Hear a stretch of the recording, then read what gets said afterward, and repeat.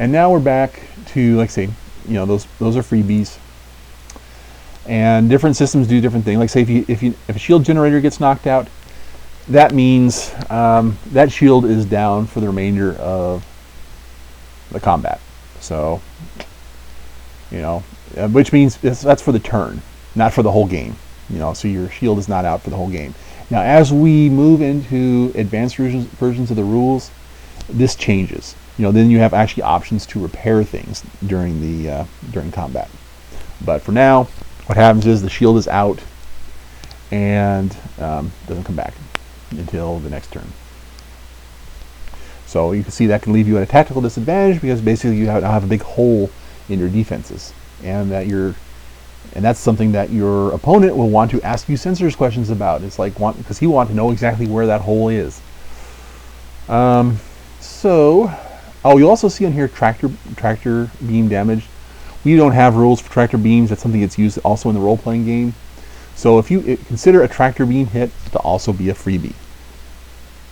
So if you take damage, hope for those. Okay, so that's basically how you allocate out your damage. So you go back up here to your master control panel. So if you took an impulse engine hit, like say you only had 4 of them, you black out one of the boxes. So now you only have 3 left. Or if you took a warp engine hit, you black out one of your warp engine boxes. And so what that means is, we get to the next turn, you're going to have that much less power. So that means that you won't be able to move as fast, you won't be able to raise shields as much, you won't be able to power the weapons as much. So that can make some of your decisions a little bit harder. And so there's that. Now,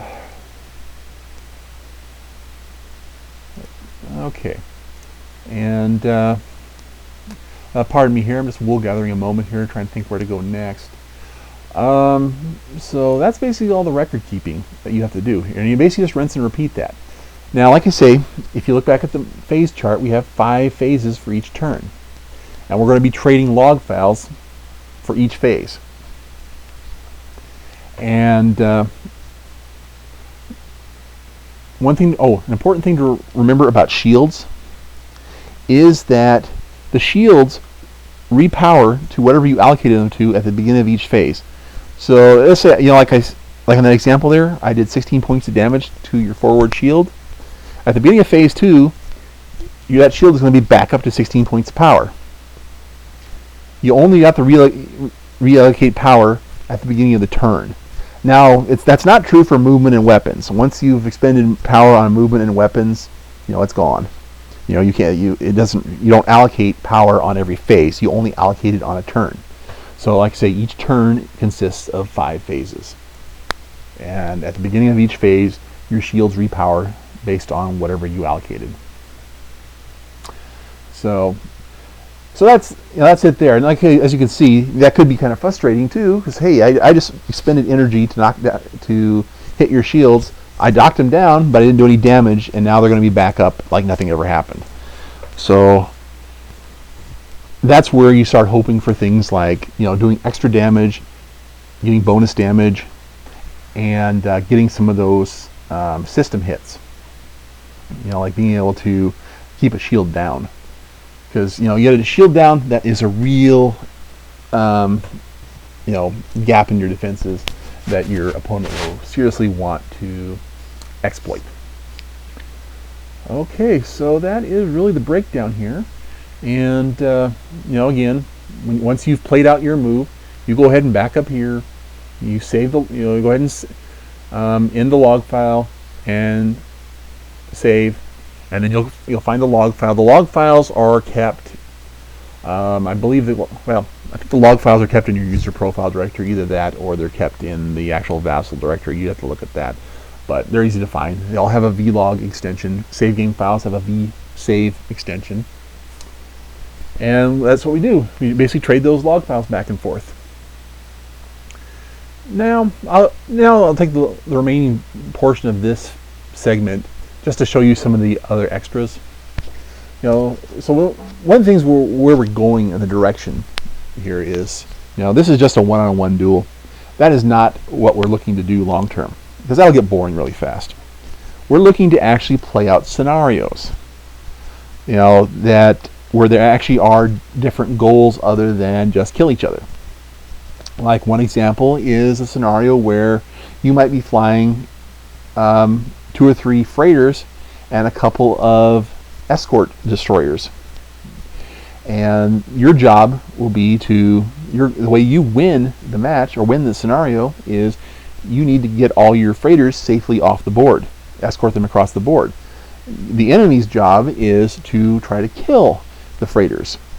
Now here's how things get different, is because the freighters would be key to winning the scenario. You might, if you, like me as the enemy, if I ran up and focused all my fire on the destroyers and killed them, but the freighters got away, I still lose because I didn't achieve my goal.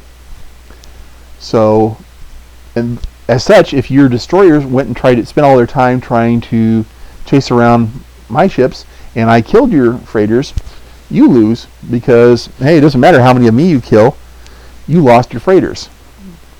So you have to kind of keep your eye on the ball when it comes to scenarios. So the victory conditions vary between scenarios. And I also want to mention one thing here too, is about tactics in this game. Now, a very simplistic thing to do, and most new players always do this, is they just fly right in each other's face. So let me clear these counters out here real quick. But what I mean by flying it up in each other's face, what they might do is something like this. They're going to move, and they're going to get right here, face to face, and start punching each other. Well, guess what? You're going to do an awful lot of damage that way. You're going to take an awful lot of damage. And guess what happens when a ship gets critically damaged? It will explode. And if it explodes, it will do a lot of damage to those things around it. And what could possibly happen there is if you try to jump into a face-to-face confrontation like this, and I explode, I could take you with me. Boom, boom. Nobody wins the scenario because we're all dead. So one of the things you need to be thinking about, like again, is your scenario goals. And a basic goal is that, hey, you want to bring your starship home at the end of the scenario. You want to bring most of your crew back and your ship intact. You don't want to bring back, well, you don't want to be dead, and you don't want to bring back a bucket full of holes. It makes sense. So that's where you're going to want to spend time maneuvering. You're going to want to try to flank, do things like flanking and turning and twisting and maneuvering, because you want to do as much damage as you can, but you also want to minimize the damage that you take. So again, if you go and fly up in each other's face like this, you both are probably going to die, and you're not going to gain much out of it. And it also makes for a very short match. So remember that when we start playing this beginning match here. If you just fly right at me, hey. And of course, the tactics vary based on the races. Depending on how the weapons are distributed on the ship, some people have different firing arcs. Like Federation ships, they tend to have all their guns lined up in the front.